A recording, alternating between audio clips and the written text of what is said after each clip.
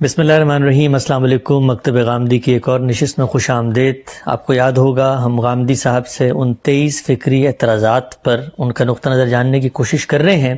داڑھی اور پردے پہ ہم نے بہت مفصل بات کی، فطرت کا موضوع شروع ہو چکا تھا اور ایک قسط مکمل ہو گئی ہے۔ حسب سابق میں یہ کہوں گا جو فطرت کے موضوع پر غامدی صاحب کے افکار پر اعتراض کیا جاتا ہے، لوگ دلچسپی رکھتے ہیں، ترتیب سے نقصات کو دیکھیں کیونکہ اس میں بات آگے بڑھتی ہے۔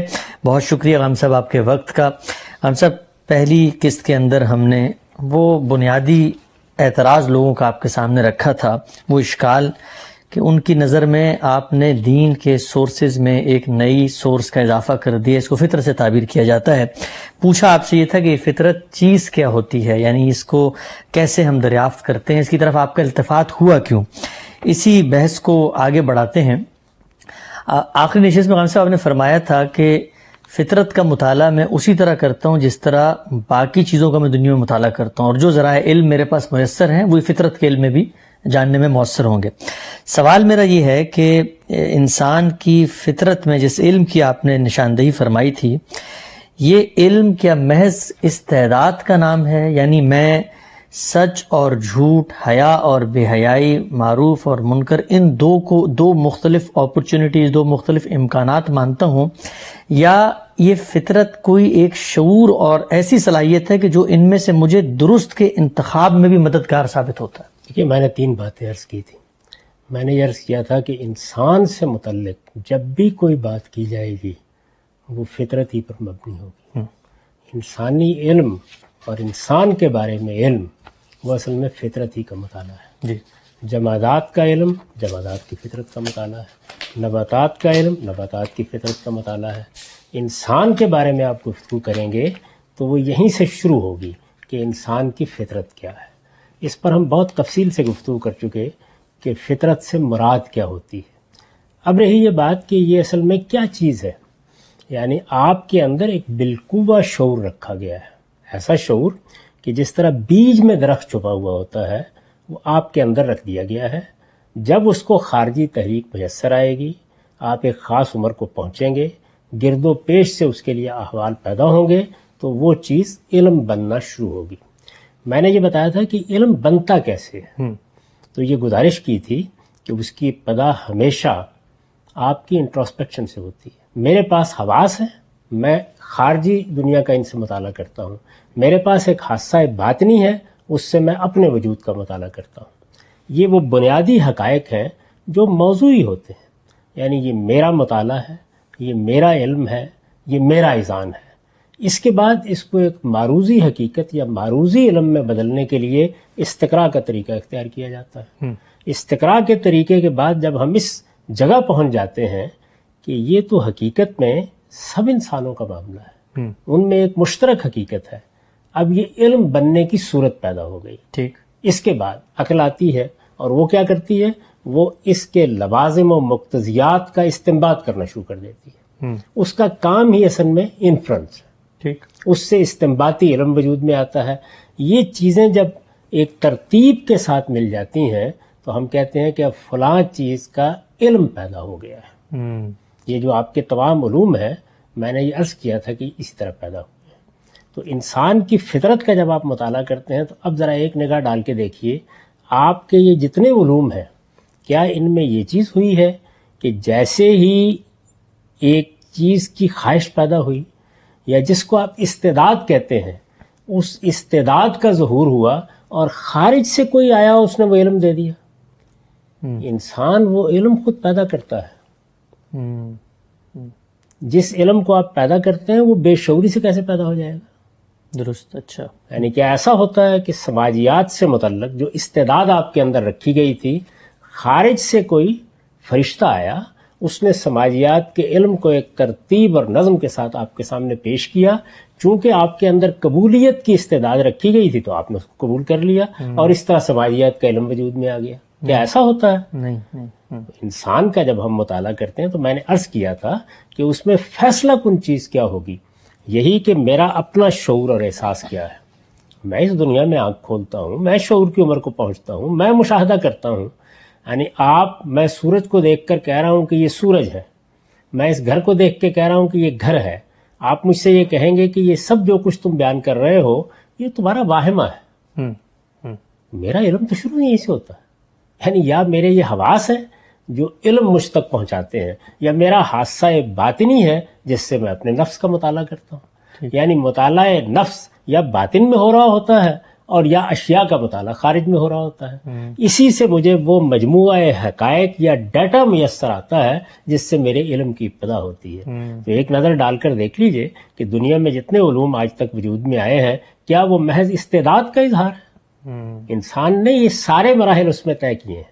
یعنی ایسے لگتا ہے کہ جس طرح وہ اپنے مطالعے کے نتیجے میں حقائق کا ایک شعور پیدا کرتا ہے، اس شعور کے نتیجے میں وہ حقائق ایک معروضی علم بنتے ہیں، استقراء کے عمل سے گزرتے ہیں، پھر اس کے بعد ان کے تقاضوں کا، ان کے مقتضیات کا استنباط ہونا شروع ہو جاتا ہے. اسی سے معیشت کا علم وجود میں آتا ہے، اسی سے سیاست کا علم وجود میں آتا ہے. یہ سب علوم کیا ہیں؟ انسان کی فطرت کا مطالعہ.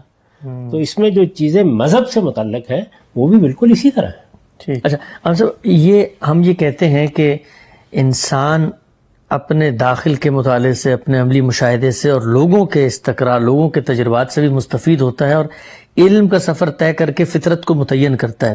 سوال میرا یہ ہے کہ کہا یہ جاتا ہے کہ جب خارج کے اندر علم کی روایت بھی موجود ہے، لوگوں کے توہمات بھی، تخیلات، سب کچھ موجود ہیں، کہیں پر پرابلم پیدا ہو گئی کہ میرا داخل ایک بات کر رہا ہے اور لوگوں کا مشاہدہ یا استقراء مجھے دوسری بات بتا رہا ہے، تو اس میں یہ کون سا ذریعہ علم ہے جو فیصلہ کن ہوگا فطرت کی تعین؟ اس پر ہم گفتگو کر چکے. یعنی انسان اپنی فطرت ہی کے اندر نقد کی صلاحیت رکھتا ہے. جو کوئی چیز سامنے آتی ہے اس پر تنقید شروع ہو جاتی ہے. یہ تنقید بھی معروضی حقائق میں بدلتی ہے. اس کے بعد علم کے مقدمات تبدیل ہونا شروع ہو جاتے ہیں. لیکن معیار کیا ہے؟ کون سی چیز صحیح ہے، کون سی غلط ہے؟ وہی جو انسان کی فطرت کے مطابق ہے. یعنی آپ انسان کی فطرت میں جو داعیات پاتے ہیں، جب کوئی چیز اس کی مطابقت اختیار کر لیتی ہے تو وہ دنیا میں قبولیت پیدا کر لیتی ہے.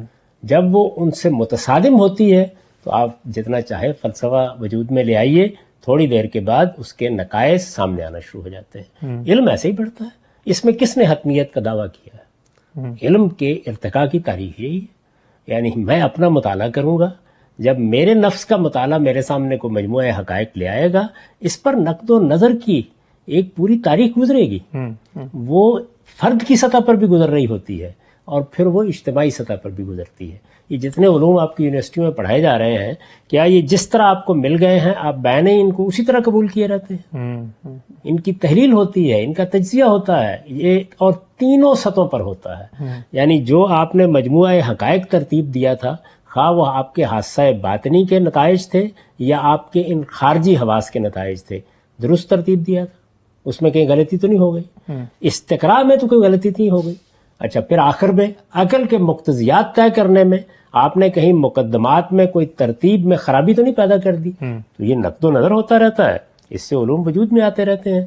یہ جو سوالات ہیں ان کے پیچھے یہ ذہن کار فرما ہے کہ ہمارا علم کوئی حتمی اور جامد چیز ہے جو ہمیں دے دیا جاتا ہے. ہر چیز کا علم انہی مراحل سے گزرتا ہے. یہ اس وقت جس سائنس کو آپ بہت بڑی چیز سمجھ رہے ہیں، جس سے اتنی ایجادات ہو گئی ہیں، اتنے اکتشافات ہو گئے ہیں، اس کی ایجادات کے سائے میں ہم اس وقت زندگی بسر کر رہے ہیں. یہ سب کیا ایسے ہوا ہے؟ اچھا، اس میں جو حقائق آپ نے اب تک ترتیب دیے ہیں وہ کبھی چیلنج نہیں ہوتے. اس میں نظریات بنتے ہیں. نظریات کیسے بنتے ہیں؟ ایک مجموعہ حقائق ہمارے پاس آتا ہے، استقراء کے عمل سے گزرتا ہے، اب عقل استنباط کرتی ہے. جب تک یہ عقلی استنباط کے دائرے میں ہوتا ہے نظریہ ہی ہوتا ہے. ٹھیک، لیکن یہ سائنسی نظریہ ہے. یعنی یہ نہیں ہے کہ اٹکل پچو آپ نے ایک بات کہہ دی ہے. اس کا مطلب یہ ہے کہ مجموعہ حقائق اور استقراء کے نتیجے میں اتنا کچھ میسر آ گیا، اتنے شواہد میسر آ گئے ہیں کہ اس کو آپ اس عقلی استنباط میں تبدیل کر سکتے ہیں، انفرنس میں تبدیل کر سکتے ہیں. یہ چیز جیسے ہی وجود میں آتی ہے تو علم کا ایک مقدمہ سامنے آ جاتا ہے. دوسری طرف سے کوئی آدمی اٹھتا ہے اور وہ اٹھ کر اس پر نقد کر دیتا ہے. یہ نقد کا عمل جاری رہتا ہے اور انسانی علم میں اسی سے ترک و اختیار ہوتا ہے. اسی کو شاعر نے بیان کیا ہے کہ تراش ایدم پرستیدم شکستم. تو اچھا ہم صاحب، یہ جب آپ یہ بات کرتے ہیں تو اس پر جو عقلی سوال اٹھایا جاتا ہے وہ یہ ہے کہ چلے مان لیا کہ آپ ایک مرحلے سے گزریں گے اور اس میں نقد بھی ہوگا اور پھر اس کے بعد آپ کے ایک حقائق کچھ بنیں گے، آپ اس کو فطرت کا نام دیں گے، لیکن اگر کوئی علم ارتقا پذیر ہے، اس میں روز تبدیلیاں ہو رہی ہیں، روز کمیاں اضافے ہو رہے ہیں، تو وہ پھر ایک پوائنٹ آف ریفرنس کیسے بن سکتا ہے میرے آپ کے لیے؟ میں آپ کو کہوں گا فطرت مانو، آپ کہیں بھی فطرت کا تو مطالعہ میں بھی کر رہا ہوں، کچھ عرصے بعد میں پہنچوں گا اس حقیقت تک، پر میں آپ کی بات نہیں مان رہا اس وقت جو علوم آپ پڑھا رہے ہیں وہ پوائنٹ آف ریفرنس کیسے بنتے ہیں؟ اسی طرح بنے گا. یعنی جب تک وہ ایک موضوعی مطالعے تک ہے وہ میری ذات کے لیے. مجھے اگر کوئی انفرادی فیصلے کرنے ہیں تو ظاہر ہے کہ میں اپنے داخلی تاثری پر کروں. ٹھیک. جس وقت وہ علم بنے گا تو استقراء کے عمل سے گزرے گا نا. تو استقراء کے عمل سے گزرنے کے نتیجے میں ان اختلافات کو دور کیا جاتا ہے. یعنی انسان کس طرح دیکھ رہے ہیں، سارے انسان کیسے دیکھ رہے ہیں، مختلف تہذیبیں کیسے دیکھ رہی ہیں، سارے علوم اسی طرح بنتے ہیں. اس کے بعد وہ مرحلہ آتا ہے کہ آپ اس کے مقتضیات کا استنباط کرنا شروع کرتے ہیں. تو اس وجہ سے یہ اس میں وہ حصہ جو قابل عمل ہوتا ہے وہ فوراً روبہ عمل بھی ہو جاتا ہے. اچھا. اور اس پر تنقید بھی ہوتی رہتی ہے. یہ جمہوریت کے جو ادارے آپ نے بنائے ہیں یہ کس طرح بنائے؟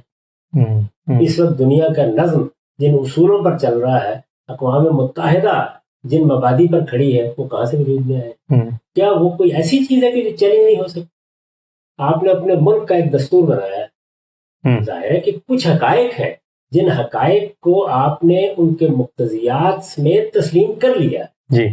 یہ تسلیم کرنے کا عمل کیسے ہوا؟ یہ دیکھیے یہ بالکل وہی استقراء کا طریقہ ہے. یعنی حقائق اپنی اپنی جگہ موضوعی تھے.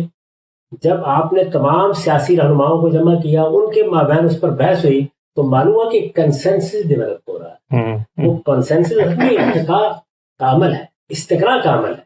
تو اس کے نتیجے میں آپ کچھ چیزوں پر بالکل متفق ہو گئے، کچھ چیزوں میں آپ مختلف ہو گئے.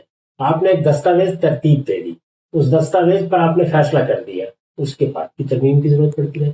تو یہ معاملہ اگر وہاں ہو رہا ہے تو میرے باقی علوم میں بھی اس طرح سے. لیکن آئین کی پابندی تو میں روز کرتا ہوں. اگرچہ پریشانی کی کیا بات ہے؟ یعنی جو علم آپ پڑھا رہے ہیں وہ سب اسی طرح پڑھائے جا رہے ہیں.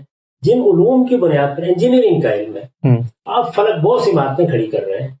یہ ہو سکتا ہے کہ آپ کے جو اب تک کے نتائج ہیں ان کی کوئی غلطی سامنے آ جائے. کیا ایسا نہیں ہوتا کہ بعض موقعوں کے اوپر پل گر گئے، عمارتیں منہدم ہو گئیں، پھر معلوم ہوا کہ اس میں یہاں ایک علمی غلطی ہو رہی؟ تو بار بار کا تجربہ انسانی علم کو زیادہ پرفیکٹ کرتا چلا. ٹھیک. یعنی اس کے اندر کمال پیدا ہوتا چلا جاتا ہے. کمال کی کوئی حد نہیں. ہم یہ کہتے ہیں کہ تاج محل تعمیر کا ایک کمال ہے، اس سے بھی آگے دنیایں موجود ہیں. اور آپ دیکھیے کہ انسان نے وہ دنیایں پیدا کر لی ہیں. اب آپ ایک 1.5-2 کلومیٹر بلند عمارتوں کا خواب دیکھ رہے ہیں. یہ سب کیسے ہوتا ہے؟ یعنی اتنے بڑے پیمانے کے اوپر آپ جب یہ کام کرتے ہیں اور اس میں ہزاروں لوگوں کو ان عمارتوں میں بٹھا دیتے ہیں، جا کے زندگی اور موت کا معاملہ ہے نا. یہ کس اعتماد پر ہوتا ہے؟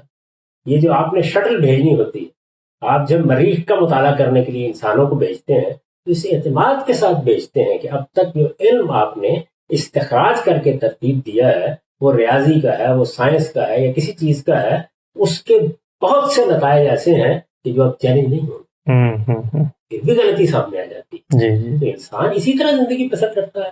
یعنی اس کا علم اصل میں اس ظن غالب پر مبنی ہوتا ہے کہ جس کے بہت تھوڑے حصے کو آپ کہتے ہیں کہ یہ مجموعہ حقائق ہے، باقی چیزیں زیادہ تر استنباطی ہوتی ہیں. ٹھیک. ہم صاحب نے استنباط کی بات کی. ایک عقلی اشکال جو پیدا ہوتا ہے فطرت کی تعین میں استنباط کے ذریعے کو استعمال کر کے، وہ یہ ہے کہ ہم یہ دیکھتے ہیں قوموں کی تاریخ میں، ماضی میں پوری قومیں ہمیں مل جاتا ہے کہ وہ تو مثلا فحاشی اور یعنی اور ہم جنس پرستی کو جو ہے وہ اپنے فطری رجحانات اور میلانات سمجھ رہے ہیں. تو اس زمانے میں اگر کوئی جائے اور وہ پوری قوم کے اندر یہ انڈکشن کا عمل کرے تو اس کو تو لگے گا کہ انسان کی فطرت یہی ہے کہ یہ تو ہم جنس پرستی ہونی چاہیے. دیکھیے جب وہ چیز علم بنتی ہے تو وہ کسی ایک قوم، کسی ایک بستی میں نہیں بنتی. اچھا. وہ انسانیت کی سطح پر بنتی ہے. اچھا. استثناء ہمیشہ موجود ہوتے ہیں، استثناء کو دیکھا جاتا ہے. ایسا بارہا ہوتا ہے کہ استثناء کا مطالعہ کرتے کرتے آپ الٹ نتیجے تک پہنچ جاتے ہیں. آپ یہ کہتے ہیں اصل یہ ہے، جو کچھ پہلے ہو رہا تھا وہ مستثنیات. اچھا. یہ سب کچھ ہر علم میں ہوتا رہتا ہے. تو فحاشی اور یعنی کا بھی مطالعہ کر لیں گے، کسی قوم کے انحراف کا بھی مطالعہ کر لیں گے. کیا چیز انحراف ہے، کیا چیز اصل ہے؟ میں نے یہ کیا تھا، ہم آخر انسانوں کا تعین کرتے ہیں. یہ کہتے ہیں کہ انسان ایک عاقل مخلوق ہے، میں آپ کو لے جاتا ہوں اور لے جا کر کسی شفاخانہ امراض دماغی میں لوگوں سے ملاقات کروا دیتا ہوں. اس کے بعد آپ جانتے ہیں کہ پوسٹ ماڈرنزم میں بہت سے فلسفیوں نے یہ مقدمہ قائم کیا ہے کہ ان کی نظر سے ہمیں دیکھا جائے. یہ سوالات رہیں گے، ان سوالات کا اسی طریقے سے جواب دیا جاتا ہے. یعنی بتایا جاتا ہے کہ اصل کیا ہے، استثناء کیا ہے، بتایا جاتا ہے کہ فطرت کے تقاضے کیا ہے، انحراف کیا ہے. اس کا کئی جہتوں سے مطالعہ کر کے آپ اپنے نتائج بیان کرتے ہیں، اس پر پھر نقد شروع ہو جاتا ہے. یہ رہے گا ہمیشہ. یعنی اس میں پریشان ہونے کی کیا بات ہے؟ میں نے آپ سے عرض کیا ہے کہ عمارتوں کی بلندی میں، سرجری میں، دواؤں میں جن پر انسان کا انحصار ہے، یعنی انسان کی زندگی کا انحصار ہے، ان میں بھی یہ ترک و اختیار کا عمل ہوتا رہتا ہے. تو فحاشی اور ریحانی کی ماری متعین کرنے میں بھی ہو جائے گا تو کیا قیامت آ جائے گی. استدلال کریں گے نا، استدلال اسی طرح ہوگا. یعنی انسان کی فطرت میں جو چیزیں موجود ہیں ان کا آپ استقصاء کریں گے، انہی کو سوسائٹی کے اندر دیکھ کے استقراء کے عمل سے گزریں گے، انہی کے اوپر آپ کے عقلی استنباط کی بنیاد ہوگی. اور کوئی راستہ انسان کے پاس علم حاصل کرنے کا نہیں ہے جب تک کہ آپ یہ نہیں مان لیتے کہ آسمان سے بھی ایک علم آیا کرتا ہے. اس دنیا میں علم ایسے ہی پیدا ہوتا ہے. اچھا، عام سے مثلا اگر میں یہ دیکھتا ہوں کہ ایک قوم منحرف ہو گئی ہے اور وہ اپنے ان مجموعی عادات اور خصائل کو اپنی طبیعت اور فطرت کے مطابق مان رہی ہے، تو اب میں جب ان کے پاس جاؤں گا اور میں ان کو کہوں گا آئیں مجھ سے آپ گفتگو کریں، میں کہتا ہوں یہ آپ غلط فطرت پہ کھڑے ہو گئے ہیں، تو میں تو ان کو اپنے داخل کی فطرت کا حوالہ دوں گا نا، اور وہ کہیں گے دیکھو تم تو ایک ہو، ہم تو ہزاروں ہیں، تم ٹھیک ہو کہ میں ٹھیک ہوں. میں حوالہ اس وقت اپنی ذات کا دوں گا جب معاملہ میری ذات تک، اگر وہ معاملہ دنیا کے اندر استقراء کے نتیجے سے گزر چکا ہے، اگر اس کی ایک تاریخ بن چکی ہے، تو میں اس کا حوالہ کیوں نہیں دوں گا. میں یہ بتاؤں گا کہ ماضی میں کیا رہا ہے، میں یہ بتاؤں گا انسان نے کس طریقے سے یہاں تک پہنچنے کی جدوجہد کی ہے. یہ سب باتیں ہوں گی ان کے ساتھ، اس پر بھی بحث ہو جائے گی. یعنی یہ کیوں ضروری ہے کہ میرے پاس ایک لٹ ہونی چاہیے جو میں مار کے ان کو قائل کر لوں. ٹھیک، استدلال ہی کروں گا نا، وہ بھی کریں گے، میں بھی کروں گا. اس کے نتیجے میں کیا چیز زندہ رہتی ہے، وہ وہی زندہ رہے گی جو انسانی فطرت کے مطابق ہو. وہاں پر بھی بحث کس بات پہ ہونی ہے؟ اسی بات پہ بحث ہونی ہے کہ یہ جو تم لوگوں نے طریقہ اختیار کیا ہے یہ فطرت کا تقاضا ہے یا انحراف ہے. یہی ہوگا نا. انسان کے پاس کیونکہ ارادہ و اختیار ہے اس لیے وہ انحراف کرتا ہے. تو مجھے اس پہ بحث کرنی ہے نا ان کے ساتھ. یہ آپ اس چھوٹی سی بستی میں مجھے لے جا رہے ہیں، دنیا میں شرک پر تہذیبیں وجود میں آئی ہیں. انبیاء علیہ السلام نے ان کے ساتھ کیا کیا؟ لٹ مار دی. یعنی کوئی آسمانی فرمان ہے وہ آیا ہے اور اس کے بعد لوگوں کے سوچنے سمجھنے کی صلاحیت مفقود ہو گئی. بحث ہوئی ہے نا. یعنی وہ اپنے لیے دلائل دے رہے ہیں.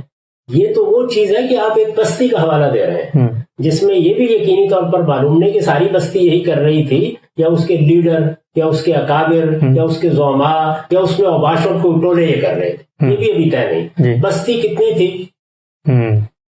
لاکھ لوگ ہوں گے، 50,000 لوگ ہوں گے. آج کے زمانے کے لحاظ سے تعین کر لیں. لیکن یہ توحید اور شرک کی بحث یہ تو صدیوں پر پھیلی ہوئی، تہذیبوں پر پھیلی ہوئی. آج بھی اربوں انسانوں کے ساتھ آپ کو یہ بحث کرنی پڑتی ہے. ٹھیک. تو اس میں کیا کرتے ہیں؟ استدلال کرتے ہیں. تو علم میں استدلال کے سوا اور کوئی چیز نہیں ہوتی. اور استدلال نتیجہ خیز کیسے ہوتا ہے؟ آپ جو حقائق آپ کے حادثے سے پیدا ہوتے ہیں، حادثہ باطنی سے ہیں یا خارجی حواس سے، ان کو چیلنج کر دیتے ہیں. صحیح. ٹھیک. تو اس میں ظاہر ہے کہ پہلے ایک موضوعی علم ہوتا ہے، اس کے بعد وہ خارج کے ساتھ متعلق ہونا شروع ہوتا ہے. آپ استقرار بھی چیلنج کر دیتے ہیں. آپ یہ کہتے ہیں کہ یہ بات کہی جا رہی ہے، یہ بات تو انحراف کے نتیجے میں پیدا ہوئی ہے، یہ چند بستیوں میں ہے، چند قبیلوں میں ہے، چند قوموں میں ہے، بحثیت مجموعی انسانیت اس کو قبول نہیں کرتی. ہمارے سروے غلط ثابت ہو جاتے ہیں. اس طرح ہوتا ہے. اور اس کے بعد استنباط تو ایک عقلی چیز ہے، اس میں بڑی حد تک استخراجی منطق آ جاتی ہے، اس میں کوئی دقت ہی نہیں ہوتی. بڑی آسانی کے ساتھ آپ اس کو متعین کر لیتے ہیں. منطق کہاں سے پیدا ہوا ہے؟ علم.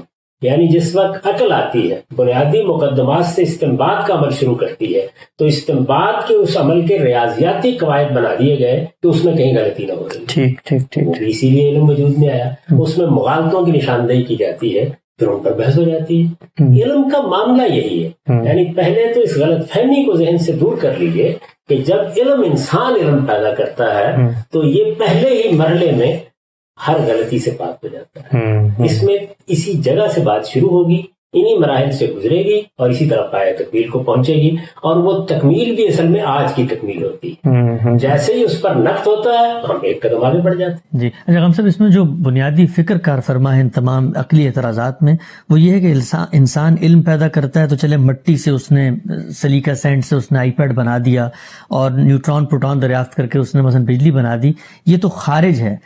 انسان محسوس یہ ہوتا ہے کہ بھائی اس علم کو تو اس طریقے سے گزارے جس طرح آپ یہ کہتے ہیں، یہ جو اندر کا علم ہے اس کو تو متعین پن پوائنٹ ہو کے فہرست اندر سے اگل رہی ہو انسان کے، اور اس میں اس کو یہ کام نہیں کرنا چاہیے، باقی کاموں میں پہلے وہی کام کرے۔ ایک ہی بات یہ ہے کہ اس علم میں بھی بہت سی چیزیں ہیں، یہی آپ کے اندر کا علم ہے جو علم نفسیات میں بدلتا ہے، یہی آپ کے اندر کا علم ہے جو سماجیات و عمرانیات میں بدلتا ہے، وہاں بھی آپ کو انہی مراحل سے گزرنا پڑتا ہے۔ یعنی یہ بھی کیا استدلال ہے، آپ کے اندر جو علم ہے وہ باہر کے آپ کے علم سے مختلف نہیں ہو جائے گا، حقائق اندر ہے تو وہ بھی اسی طرح گزریں گے۔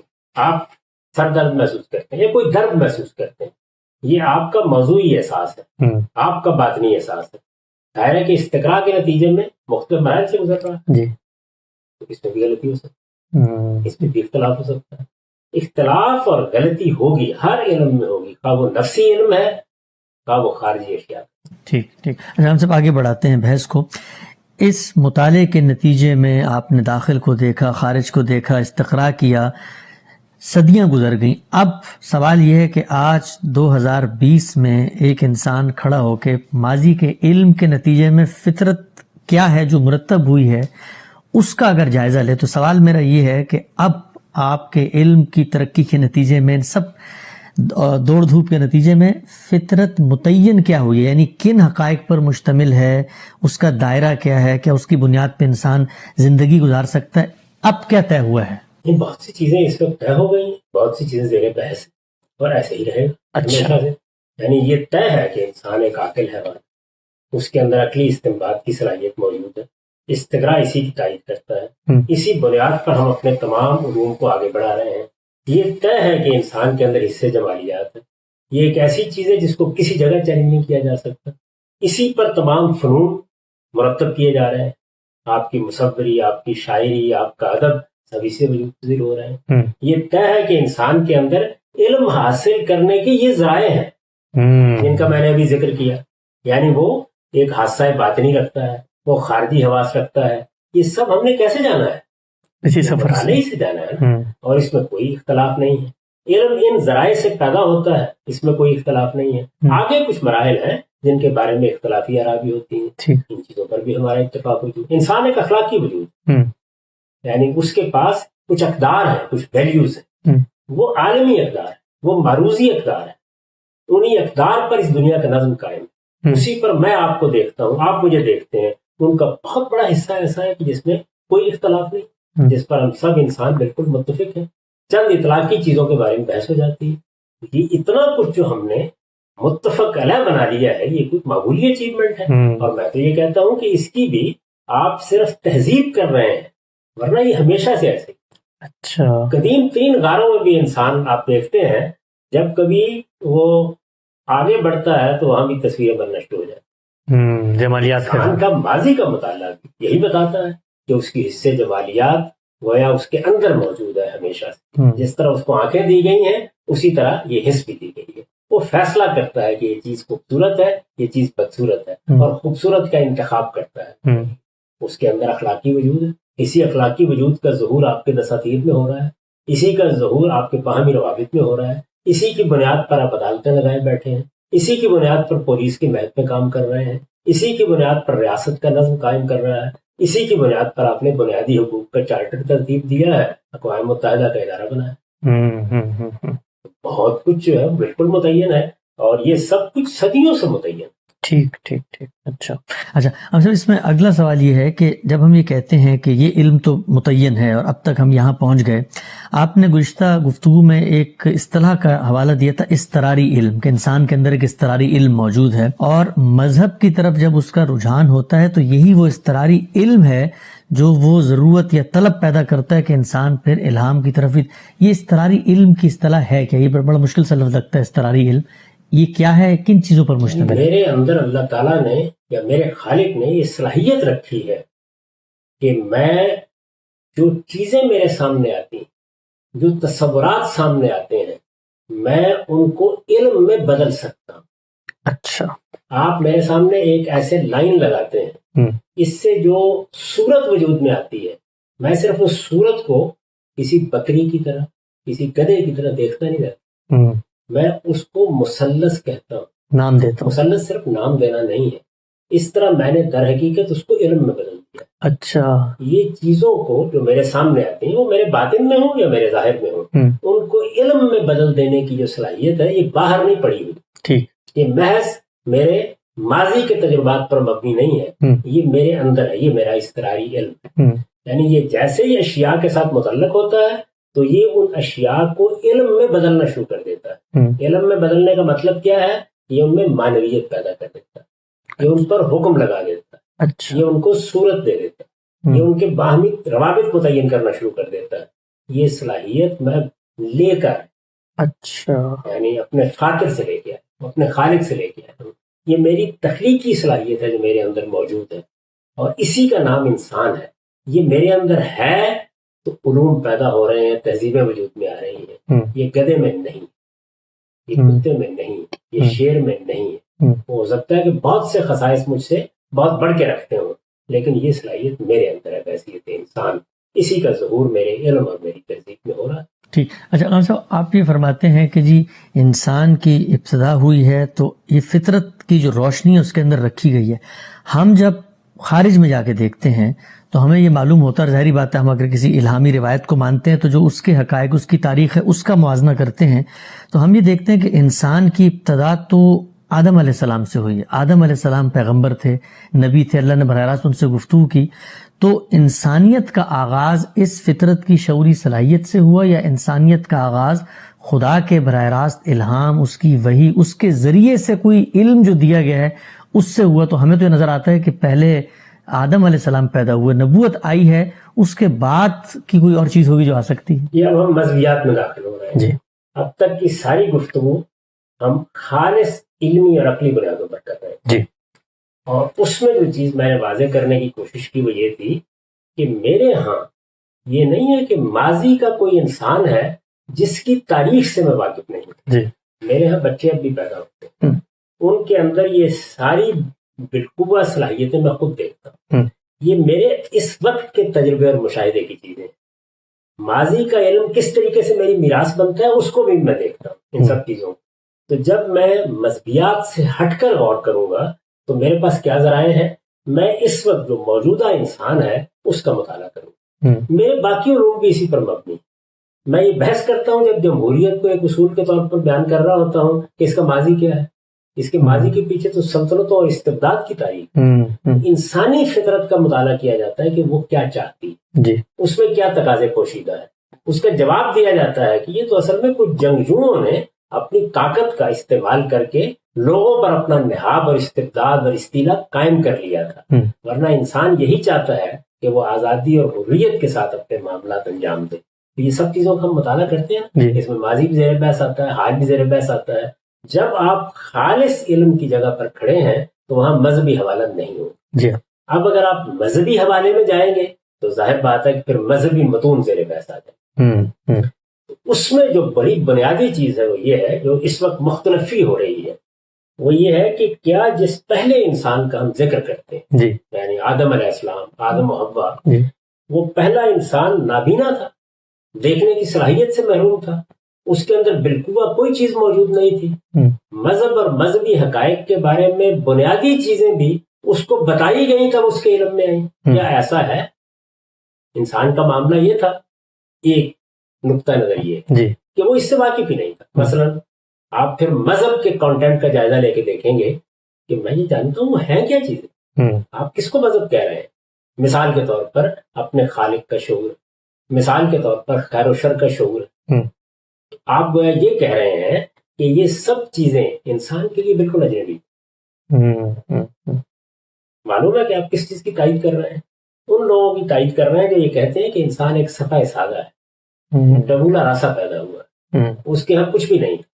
یہ تو اصل میں دھکے کھاتے کھاتے وہ کچھ نتائج تک پہنچا ہے، اس کی جبلتیں ہیں جنہوں نے اس کی رہنمائی کی ہے۔ اس کے اندر عقل کی روشنی اس طرح موجود ہی نہیں تھی جس طرح آج اس کو تصور کیا جا رہا ہے. یہ داستان سناتے ہیں لوگ جی بہت سے آپ کو. اس میں ارتقاء کے نتیجے میں پھر شرک پیدا ہوتا ہے، پھر وہاں سے توحید پیدا ہوتی ہے، خوف کے دائیات سے مختلف تصورات پیدا ہوتے ہیں. راتوں کو وہ خواب دیکھتا ہے تو دیوی دیوتاؤں کی دنیا پیدا ہو جاتی ہے. یہی کہنا چاہتے ہیں؟ نہیں، یہ تو مشکل بات ہے. تو پھر یہی کہہ لینا چاہیے نا، اسی طرح کہنا چاہیے کہ انسان تو اصل میں یہی تھا جو پیدا ہوا. یہ اصل میں انبیاء علیہ السلام ہے جنہوں نے آ کر ان کو بتایا. دوسرا نقطہ نظر کیا ہے کہ انسان جو مذہب کے بنیادی حقائق ہیں ان سب کا اجمالی علم لے کے آیا. اچھا، بنیادی حقائق کا اجمالی علم. دیکھیے علم جس طرح میں نے پہلے عرض کیا وہ ایک مدون علم، ترتیب پا کے علم، یہ صدیوں میں بنتا ہے. یہ آپ کی سائنس کو آپ دیکھ لیں، آپ فلسفے کی تاریخ پڑھ کے دیکھ لیں، آپ دوسرے علوم فنون کو پڑھ لیں، تو مذہبی حقائق کا پہلے استقصاء کرنا چاہیے کہ وہ ہے کیا. اگر آپ غور کر کے دیکھیں تو میں نے کئی مرتبہ یہ بتایا ہے کہ آپ پورے مذہبی کانٹینٹ پر ایک نگاہ ڈالیں. 4 چیزیں، ٹھیک، یعنی اللہ تعالیٰ کی معرفت حاصل ہوتی ہے آپ کو، خالق کی معرفت حاصل ہوتی ہے. آپ اس معرفت کے نتیجے میں اپنے اندر ایک ابدیت کا جذبہ محسوس کرتے ہیں. جیسے ماں کی معرفت حاصل ہوتی ہے، یہ باپ کی تو ایک محبت کا جذبہ محسوس کرتے ہیں. ٹھیک، یہ جو ابدیت کا جذبہ ہے اس کا اظہار کیسے ہونا؟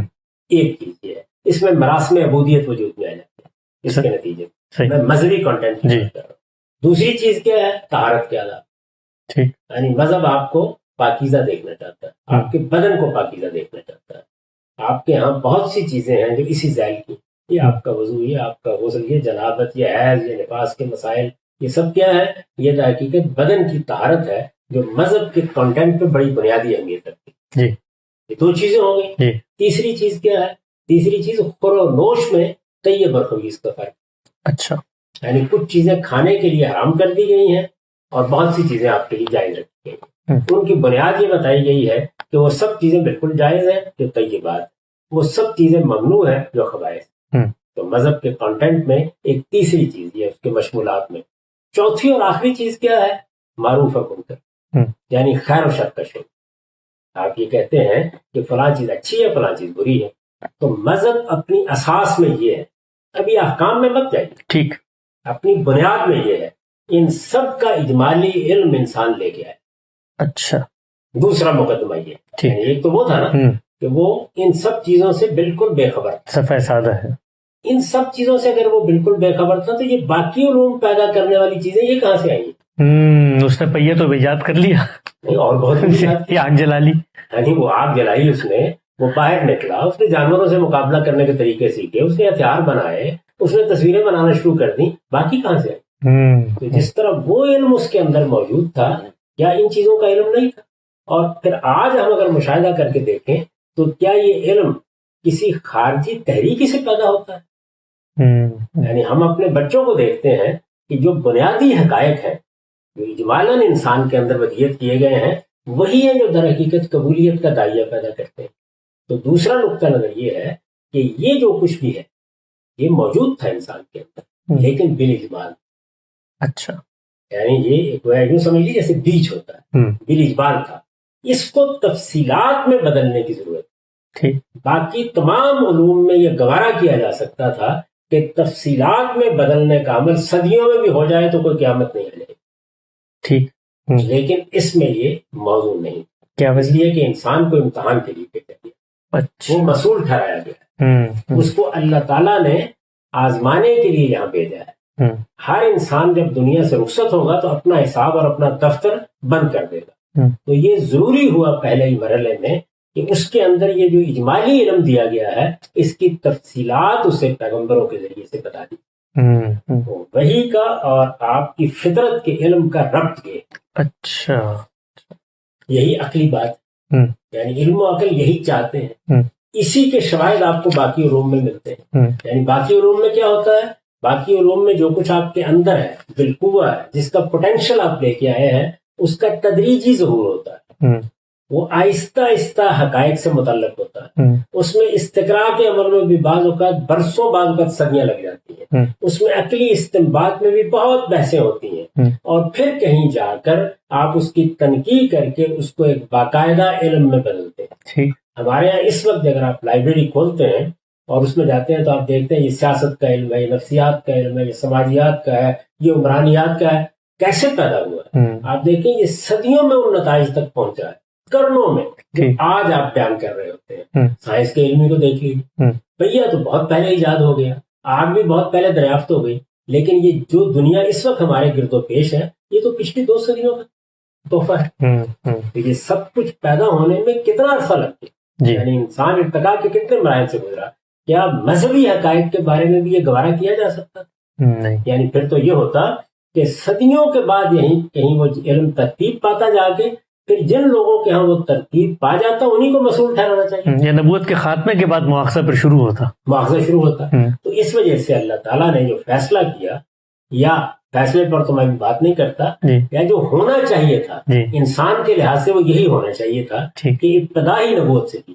اچھا، میں اس وقت بھی عقلی بحثی کر رہا ہوں، ابتدا بھی یہیں سے کی جائے. اگر یہ علم تکلیف، یہ شرعی اصطلاح ہے، تکلیف کا مطلب ہے کہ انسان کو مکلف ٹھہرانے والا علم تھا، اگر اس کے لیے جواب دہی ہونی تھی، اگر اس کے نتیجے میں کوئی قیامت برپا ہونی ہے اور وہاں انسان کی ابدی نعمت اور نقمت کا فیصلہ ہونا ہے، تو پھر اس کو مؤخر نہیں کیا جا سکتا. تو صورتحال یہ نہیں ہے کہ انسان بگنا نہیں تھا، وہ راستہ جانتا ہی نہیں تھا. انسان یہ چیزیں اپنے اجمال میں لے کر آیا تھا. ان کا ظہور ہونے میں چونکہ صدیوں کا انتظار کرنے پڑ سکتا تھا، تو اللہ تعالیٰ نے پہلے انسان کو، یعنی پہلا انسان جس کو شعور دیا گیا، انسان تو اس سے پہلے بھی اپنے مادی وجود یا اپنے قالب یا اپنے جسم کے لحاظ سے پیدا ہو رہے تھے، لیکن وہ پہلا انسان جس کو اللہ تعالیٰ نے شعور بخشا وہ آدم علیہ السلام. تو آپ ان کا نام آدم لیتے ہیں، چلیے کوئی اور نام رکھ لیجیے، کیونکہ ابھی ہم مذہبیات کی دنیا میں داخل نہیں ہوئے. تو ان کے وہاں یہی ہونا چاہیے تھا، یہی عقل کا تقاضا ہے، یہی علم چاہتا ہے کہ جس طرح باقی علوم کے مبادی اندر موجود ہیں اور وہ تدریجی ارتقاء کے نتیجے میں اپنی میراث ساتھ جمع کرتے ہوئے علم بنتے ہیں، اس کو ابتدائی میں علم بنا دیا جائے. اور یہ ابتدائی میں علم بنانا ہے جس کے لیے نبوت کی ضرورت پڑی، درست، انہیں کو نبی بنا دیا گیا. درست، یعنی اتنا انتظار بھی نہیں کیا گیا کہ ان کے لیے کوئی اور نبی آئے، انہیں کو بنا دیا، انہیں کو پیغمبر بنا دیا گیا. اور اس طرح جو کچھ بالاجمال ان کے اندر موجود تھا اس کے لیے جتنی تفصیل اس وقت درکار تھی وہ ان کو میسر کر. یہی عقل چاہتی ہے کہ ایسا ہو. اب آپ مذہبیات میں داخل ہوں اور داخل ہو کر خود مذہبی متون سے پوچھیں کیا ہوا. بائبل کو پڑھیں، قرآن کو پڑھیں، ویدوں کو پڑھیں، وہ آپ کو یہی داستان سناتے ہیں. اچھا، اسی پہ اصرار کرتے ہیں. قرآن مجید یہی کہتا ہے کہ ہم نے آدم و حوا کو اس طریقے سے ایک باغ میں رکھا، اس لیے رکھا ان کی فطرت کا ظہور ہو. وہ ہو گیا، وہ تو بے حیائی کی صورت میں ہوا، 10 اور چیزوں کی صورت میں ہوا. وہ تو ایک لمبی تنقید کا معاملہ، وہ ہو گیا. جب ہو گیا تو اس ہونے کے بعد اللہ تعالیٰ نے ان کا استعفا کیا، یعنی انہوں نے رجوع کیا، توبہ کی. وہاں بھی دیکھیے کیا ہے، توبہ اور رجوع کا داعیہ پیدا ہو گیا. وہ الفاظ کیا ہوں جن میں میں اپنے رب کو راضی کر لوں؟ فرمایا کہ وہ ہم نے الہام کر. اچھا، اور اس کے بعد استفاء کا، انتخاب کا عمل ہوا، اور اس انتخاب کے نتیجے میں ان کو پیغمبر بنا دیا گیا. یہی قرآن مجید بیان کرتا ہے. قرآن مجید کا کوئی مقام نکال لیجیے جہاں پر قصہ آدم و ابلیس بیان ہوا ہے، آدم و حوا بیان ہوا ہے، دنیا کی ابتدا کے واقعات بیان ہوئے ہیں، یہ چیز بتائی جاتی ہے. اس موقع پر پھر ان سے کہا گیا کہ اب میری ہدایت ضرورت کے لحاظ سے آتی رہے گی. اس وقت جو ضرورت تھی وہ پوری کر دی گئی، آئندہ بھی آتی رہے گی. وہ ایک الگ پھر بحث ہے کہ پھر وہ ضرورت کب پیش آئی، کس طرح نبوت کا سلسلہ جاری ہوا، اس پر ہم ابھی گفتگو نہیں کرتے. ٹھیک. اچھا غلام صاحب، میں یہاں پر کچھ سیدنا آدم علیہ السلام، چونکہ اب ہم عقلی بحث سے مذہبی بحث میں داخل ہو رہے ہیں، اور یہ کہ فطرت موجود تھی تو پھر نبوت یا وحی کی ضرورت کیوں پیش آئی. اچھا، اگر کوئی شخص یہ کہے کہ آدم علیہ السلام، آپ نے کہا کہ پہلے انسان میں بھی تو وہ شعور موجود تھا، کوئی شخص یہ کہے کہ آدم علیہ السلام کی تو اللہ تعالیٰ سے ملاقات ہوئی تھی، تو خالق کا شعور جو جس کو آپ کہہ رہے ہیں وہ تو ان کا عملی مشاہدہ تھا، وہ تو اپنی عملی زندگی کے تجربے کو دنیا میں لے کر آئے ہیں.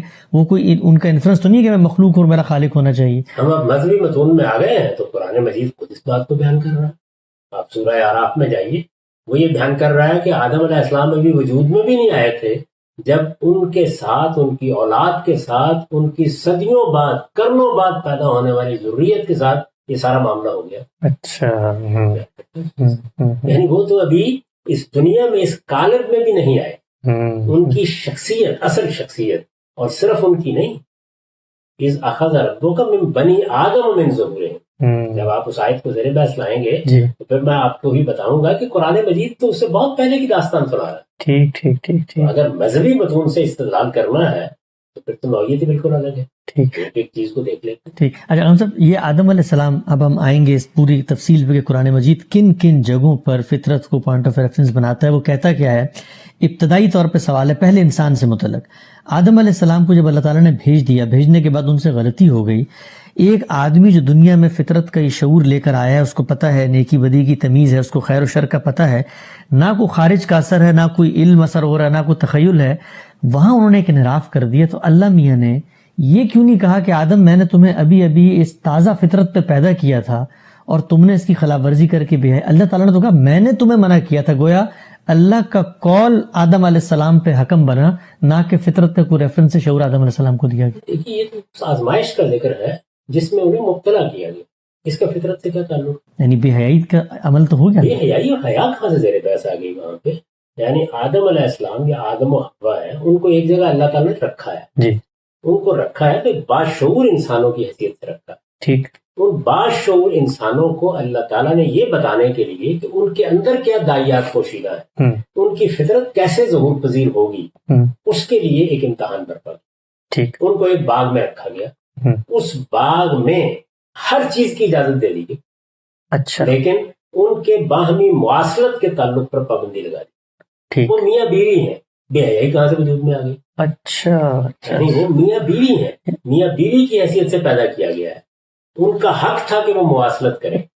آپ کے دین میں یہ جائز عمل ہے، لیکن پابندی لگا دی گئی. اب پابندی لگا دی گئی جب، تو انسان کے اندر بھی اس کے داعیات موجود. یہ اپنی ذات میں کوئی گناہ کی چیز نہیں. پابندی اسی طرح لگائی گئی جس طرح میاں بیوی کے تعلق پر رمضان کے روزوں میں پابندی لگا دی جاتی ہے. یہ اللہ کے حکم سے لگتی ہے نا، تو یہ ابتلاء کا حکم ہوتا ہے.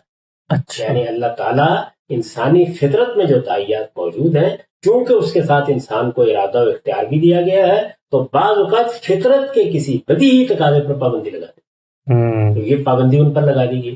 جب یہ پابندی ان پر لگائی گئی تو اب کیا ہوا؟ اب یہ ہوا کہ ان کے اندر جو یہ خواہش موجود تھی کہ ہم وجود پذیر ہو گئے. اب یہ دیکھیے انسانی فطرت ظہور کر رہی ہے، ہمیں ابدیت ملنی چاہیے. انسان کی فطرت کا اگر آپ مطالعہ کریں، سوال کیا تھا نا آپ نے کہ فطرت کیا چیز ہے، اسی فطرت کا ایک پہلو یہ ہے کہ ایک ایک انسان ابدیت کا خواہاں ہے. وہ اپنی فطرت میں اس کا تقاضا لے کے ہے، وہ کبھی مرنا نہیں چاہتا. اب کیا ہوا؟ اب یہ ہوا کہ ابلیس نے، جو ان کا دشمن ہو چکا تھا، انہیں آ کے ترغیب دینا شروع کی. قسمیں کھائیں، قرآن بیان کرتا ہے، اور ان سے یہ کہا کہ میں تمہارا خیر خواہ ہوں. یہ جس چیز سے تمہیں روکا گیا ہے، یہ اصل میں اسی ابدیت کی راہ میں رکاوٹ ڈالتی گئی. اچھا.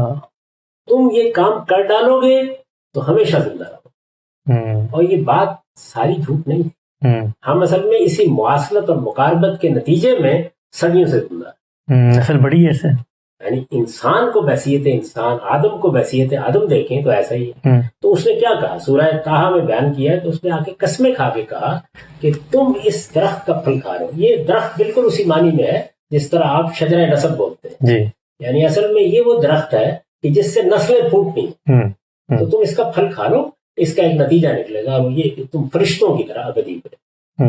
وہاں جو فرشتے کہا گیا ہے، تو وہاں یہ نہیں کہ تم فرشتے بن جاؤ گے، مطلب اپنے موجودہ وجود پہ وہ خصائص پیدا کر لو گے جو فرشتوں کے، تو ابدیت حاصل ہو جائے گی، تمہیں ہمیشہ ہمیشہ کے لیے رہو گے. اب ظاہر ہے کہ اسی طریقے سے انسان اللہ کے حکم کی خلاف ورزی کرے. تو فطرت تو یہی تھی کہ وہ مقاربت کرے. اچھا صحیح. کیا چیز خلاف فطرت تھی؟ اللہ نے چونکہ روک رکھا ہوا تھا تو انہوں نے یہ کیا. یہ پہلا موقع تھا. اور آپ دیکھیں کبھی کہ اب بھی انسان جب پہلی مرتبہ اس عمل سے گزرتا ہے یا پہلی مرتبہ اس احساس اور شعور سے دوچار ہوتا ہے تو وہی صورت پیدا ہوتی ہے. جب وہ ہوا تو اس کے بعد ہیجان کی کیفیت دور ہوئی تو وہ شرم کا احساس پیدا ہوا.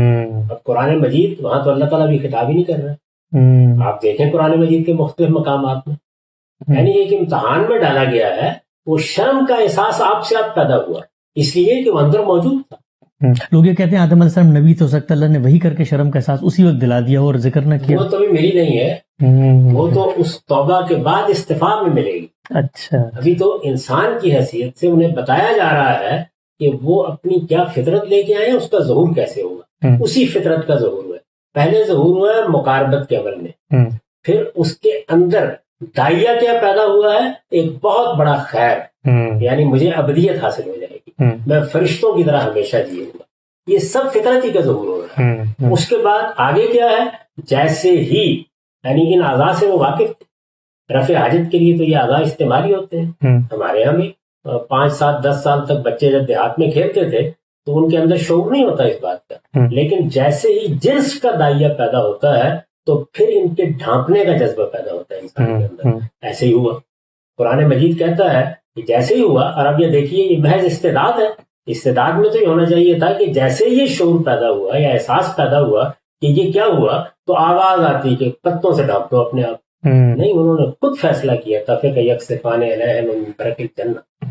اب کیا ہوا، یہ استعداد نہیں تھی محض، پورا شعور پیدا ہوا.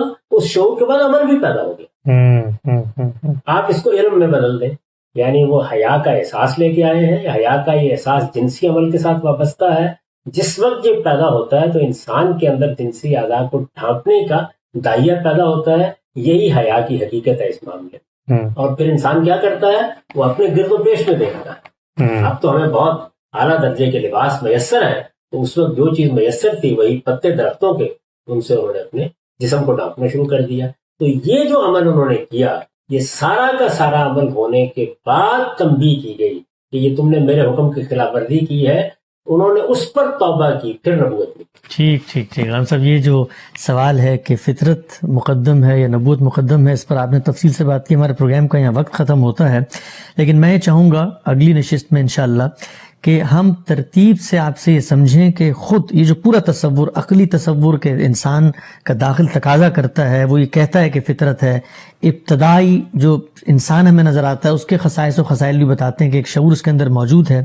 جو دینی متون ہیں، دینی نصوص ہیں، دین کے ماخذ ہیں، سورسز ہیں، وہ اس کو کیسے بیان کرتے ہیں؟ کیا یہ محض ایک عقلی استنباط ہے یا اللہ تعالیٰ نے الفاظ میں اس کو ڈھال کے بتا دیا ہے کہ دین کی بنیاد بھی فطرت پر ہے، فطرت کا علم ہے جس کی بنیاد پہ ماخذہ ہوگا؟